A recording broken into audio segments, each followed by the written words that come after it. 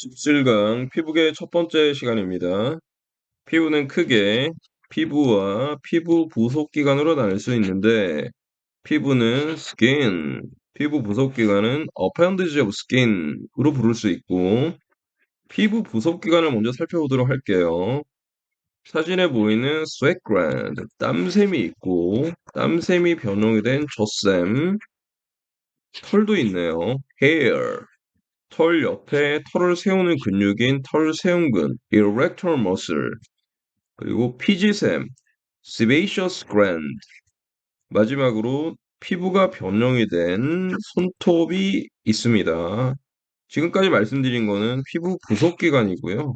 피부에 대해서도 알아보도록 할게요. 피부는 크게 epidermis, 표피와 dermis, 진피, 그리고 hypodermis, 피하 조직으로 나눌 수 있고요.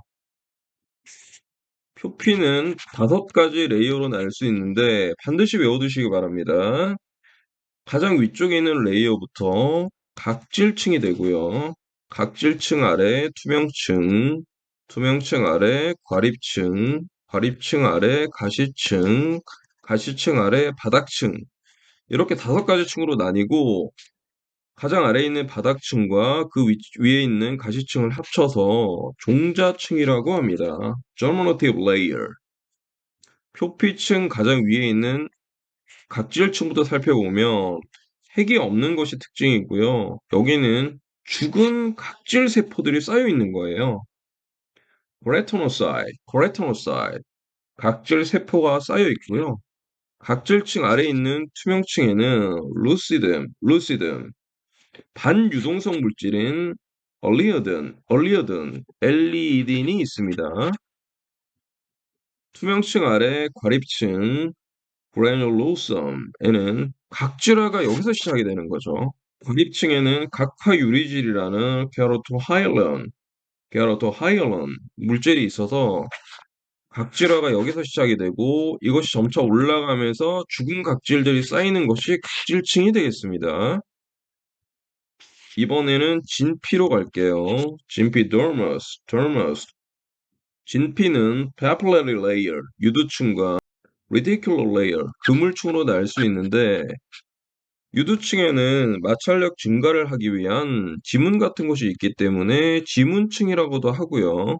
그물층은 구형으로 망상층이라고 합니다. 그물층에는 파이버, 섬유 2가지로 이루어져 있는데 우리가 많이 들어본 섬유예요. 콜라겐 많이 들어보셨죠? 엘라스틱도 많이 들어보셨을 거예요. 콜라겐 파이버, 악교 섬유, 엘라스틱 파이버, 탄력 섬유 2가지가 그물층을 구성하고 있습니다. 그리고 가장 아래쪽에 있는 것이 피하 조직 또는 피부 및 지방 조직, subcutaneous fatty tissue 이렇게 되는 것이죠. 피부는 살펴봤고 피부에 있는 감각 수용기 6가지에 대해서 좀 알아볼 텐데요. 가장 위쪽에 있는 free nerve ending 자유신경 동말이 있어요.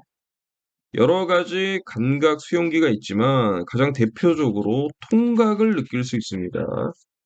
그 다음에 있는 것이 오른쪽에 보면은 마이너스 프로포설, 마이너스 소체라고 해서 가벼운 촉각을 느낄 수 있고요. 다시 왼쪽에 보면 메르켈 디스크라고 해서 미세한 촉각을 느끼는 수용기가 있고 온각을 느낄 수 있는 루피니 소체가 있어요. 온각이 있으면 냉각을 느낄 수 있는 크라우제 종말 방울이 있고 가장 깊숙한 곳 아래쪽에는 파치니 소체라는 압력을 느낄 수 있는 수용기가 있습니다. 이렇게 6가지를 볼 수가 있고요. 반면에 고유감각기라는 게 있어요. 심부 감각 수용기라고도 하는데 고유감각기에는 크게 근육 방추와 골지 힘줄 기관이 있습니다. muscle sphincter, 근육 방추, 골지 tendon organ, 골지 힘줄 기관 이 2가지가 있는데 근육 방추는 근육 길이와 수축 속도를 주관을 하고요. 길이와 속도.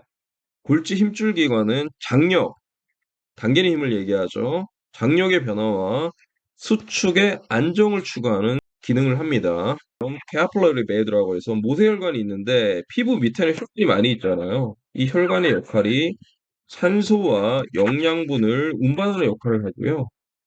피부계에서 가장 중요한 역할이 뭔가요? 그렇죠. 체온 조절. 체온 조절을 조금 더 효율적으로 하기 위해서 동맥과 정맥이 이렇게 모세혈관을 거치면서 결합되지 않고 곧바로 연결되는 이런 것을 동정맥 연결 또는 동정맥 문합이라고 합니다. AVA라고 하고요. 이번에는 피부 부속기관에 대해서 알아볼 텐데요. 첫 번째 털이 나와 있죠. 우리가 털이라고 하면 이 눈에 보이는 털 줄기 부분을 주로 이야기를 하는데 사실은 해박적으로 봤을 때는 이 털 주머니 부분이 더 중요하죠. hair follicle, hair follicle. 털 주머니 옆에 털을 세울 수 있는 털 세움근이 있고요. hair erector muscle.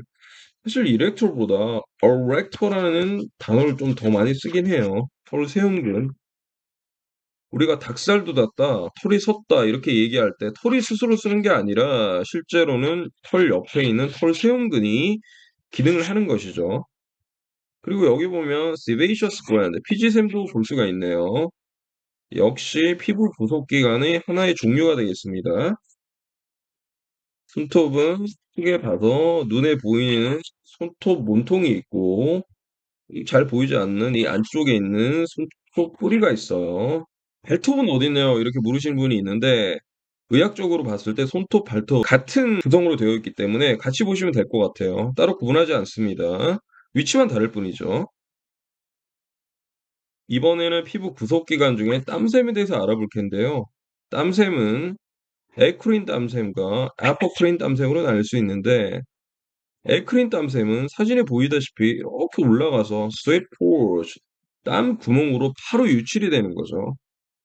바로 유출이 되지만 맑은 액체 위주로 유출이 되고요. 아포크린 땀새는 세포 분비까지 일부 유출이 됩니다. 그래서 냄새가 나는 거죠. 냄새가 나는 것을 액취증이라고 하고 에크린샘이 과다 분비되면 다한증이 오는 거죠. 오른쪽 사진은 눈에 잘 띄어서 가져가 봤어요. 에크린 땀샘은 이렇게 올라가서 뇌포, 땀 구멍을 통해서 나가게 되고 아포크린은 옆쪽에서 이렇게 같이 가서 같이 세포 분비가 일부가 이제 섞여가지고 나오는 거죠.